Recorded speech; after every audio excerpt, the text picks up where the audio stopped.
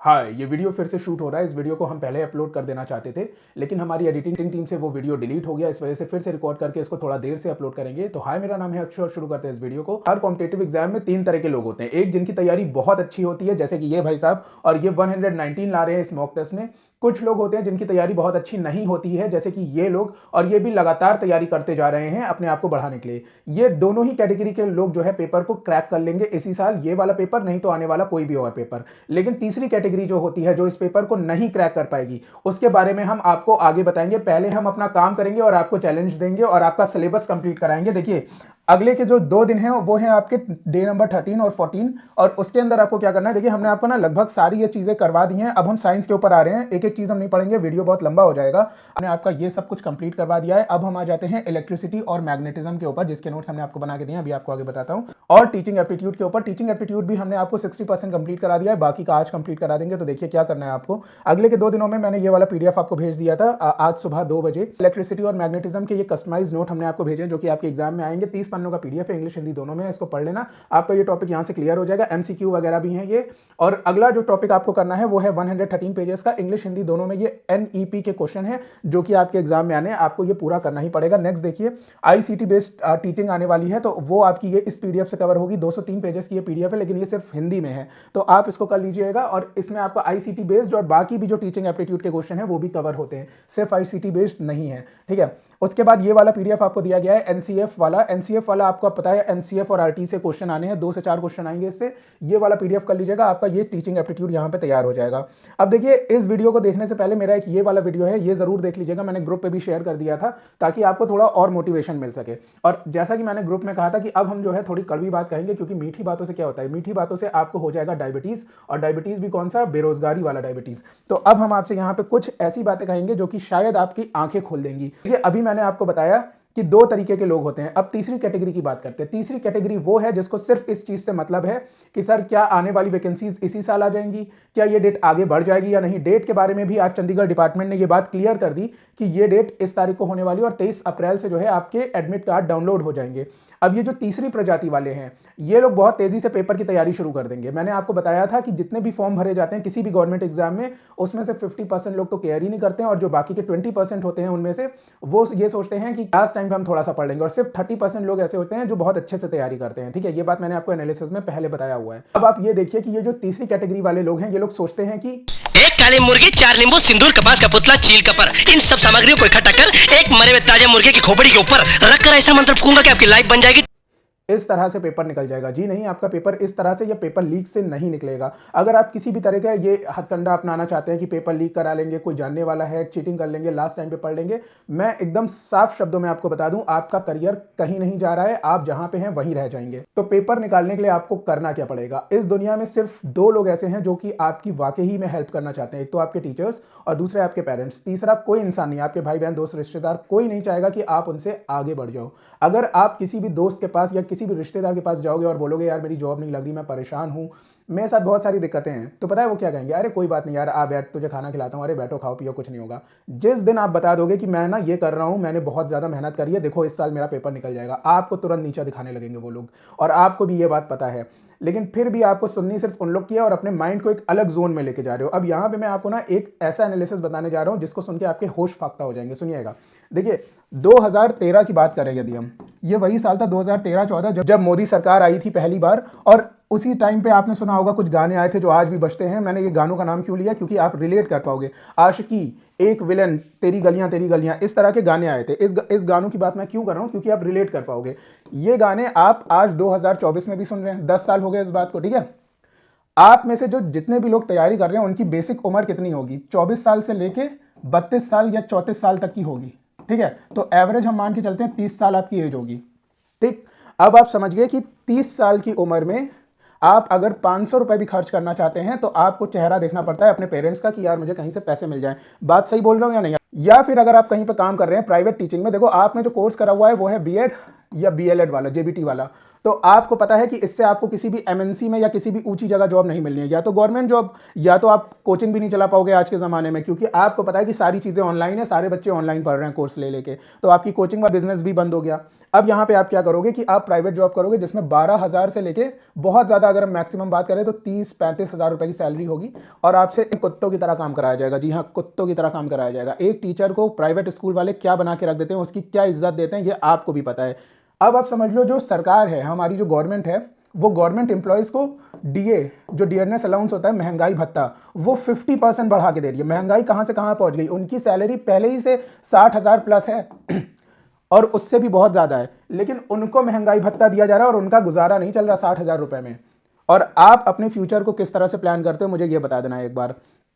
आपके पास कोई ऑप्शन नहीं है गवर्नमेंट जॉब के सिवा, या तो गवर्नमेंट जॉब या तो कुछ नहीं, या तो फिर आप ऐसे छोटा मोटा कोई काम करोगे बीपीओ वगैरह में, या फिर आप छोटे मोटे स्कूल में पढ़ा लोगे।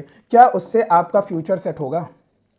क्या उससे आपका फ्यूचर सेट होगा? जी नहीं, बिल्कुल आपका कोई फ्यूचर नहीं सेट होने वाला है उससे। उससे होगा क्या ना, कि आप अपनी छोटी मोटी ज़रूरतें पूरी कर लोगे, लेकिन मैंने 10 साल की एक बात बताई थी आपको कि 10 साल कैसे निकल गए। अगर हम वक्त को थोड़ा सा पीछे भी कर दें तो 4 साल पहले कोविड आया था, आज ही के दिन 19 मार्च को लॉकडाउन लगा था, और 4 साल किस तरह से निकल गए आपने देखा।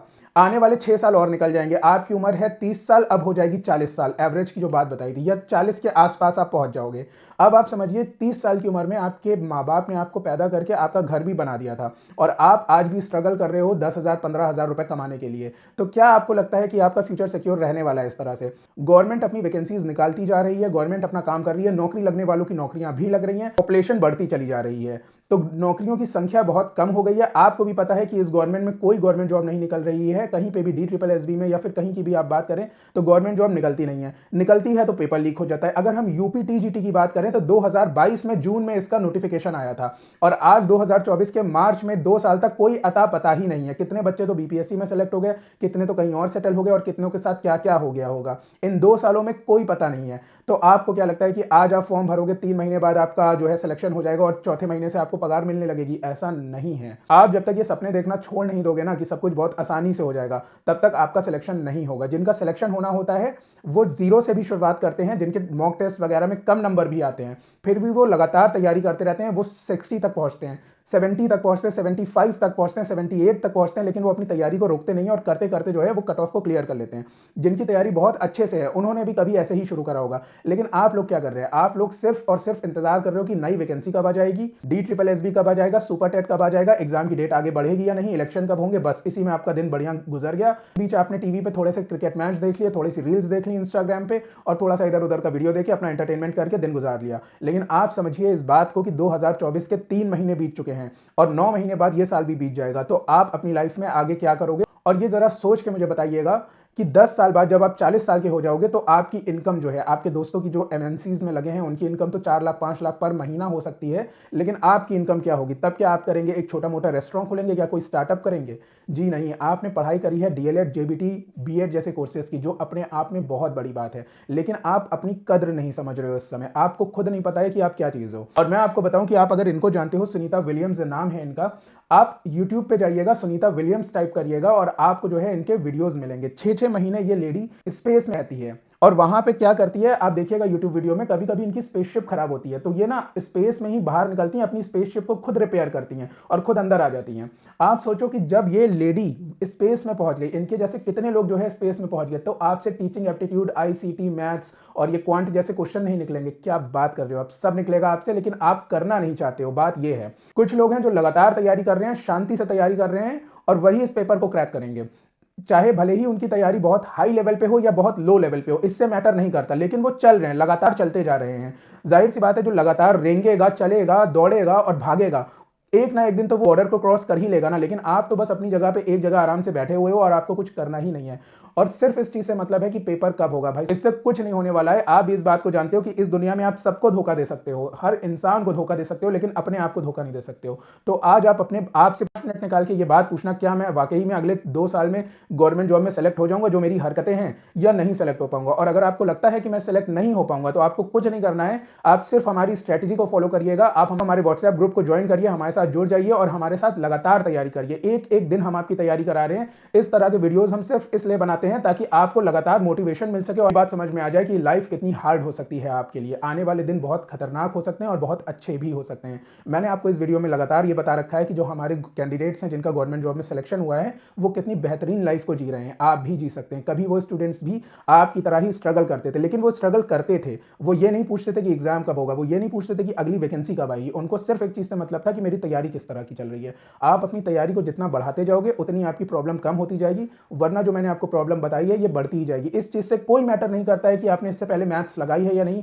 इस चीज से कोई मैटर नहीं करता है कि आपको मैथ्स आती है या नहीं, या कोई भी सब्जेक्ट आपको आता है या नहीं। अगर आप तैयार करोगे तो आपका हो जाएगा। आप दिमागी रूप से कोई भी कमजोर नहीं है या फिर आपके अंदर किसी भी चीज की कोई कमी नहीं है। कमी है तो सिर्फ एक चीज की, वो है आपके पढ़ाई करने के तरीके की। और मैं आपको बता दूं कि इसी वजह से हमने ये स्ट्रेटजीज निकाली हैं ताकि आपको पढ़ाई करने का एक तरीका भी मिल जाए। लेकिन कल को क्या होगा ना, एक पॉलिटिशियन कोई बयान दे देगा और वो न्यूज में आ जाएगा, फिर एक प्लेयर आईपीएल में 6 छक्के मार देगा, उसकी न्यूज आ जाएगी, फिर एक वहशी दरिंदा एक लड़की को काट के फिर से फ्रिज में रख देगा और उसकी न्यूज आ जाएगी। ये सब तो चलता ही रहेगा। ट्रैफिक अपनी जगह लगता रहेगा, लोग मरते रहेंगे, बर्थडे पार्टी बनती रहेगी, सेलिब्रिटीज आते रहेंगे जाते रहेंगे, कंट्रोवर्सीज चलती रहेंगी। लेकिन आपकी लाइफ का आगे क्या होगा ये बताइए मुझे। इस वीडियो के बाद 5 मिनट अपने आप से शांति से ये पूछिएगा क्या जो मैं कर रहा हूं वो सही कर रहा हूं या नहीं कर रहा हूं। और अगर आपको लगता है आप जो कर रहे हैं वो सही नहीं कर रहे हैं, तो जो भी आपके पास है, अगर बहुत सीरियस रिस्पॉन्सिबिलिटी नहीं है, बहुत सीरियस काम आपकी लाइफ का वो नहीं है, तो उसको छोड़ दीजिए। चाहे वो जॉब हो, चाहे वो आपका रिलेशनशिप हो, चाहे आपकी दोस्ती हो, चाहे आपका कोई सीरीज हो, चाहे टीवी हो, चाहे न्यूज़ हो, जो भी चीज़ आपके जेबीटी के आगे आ रही है या आपकी टीचिंग एग्जाम्स के आगे आ रही है उसको छोड़ दीजिएगा।